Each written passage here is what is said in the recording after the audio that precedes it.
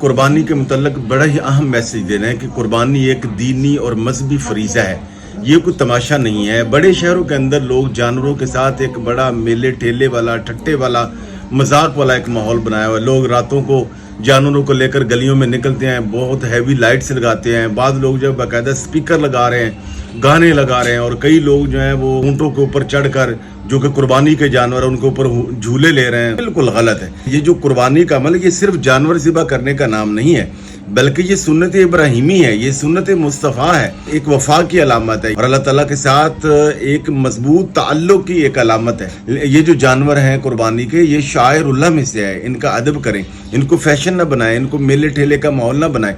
لوگ جو ہیں وہ ان کے ساتھ جو ہے وہ انسٹاگرام پر، ٹک ٹاک پر ساتھ گانے لگا کر عجیب و غریب قسم کی ویڈیوز بنا رہے ہیں، راستے بند کر رہے ہیں۔ نہیں، یہ قربانی جو ہے یہ عاجزی کا نام ہے، قربانی انکساری کا نام ہے، قربانی تقوی کا نام ہے، قربانی اللہ تعالیٰ کے ساتھ تعلق کو جوڑنے کا نام ہے، قربانی سنت ابراہیمی اور سنت مصطفیٰ کا نام ہے۔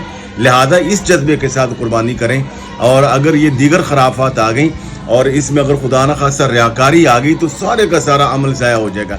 اللہ رب العالمین ہم سب کی قربانیاں قبول فرمائے۔ بہت شکریہ۔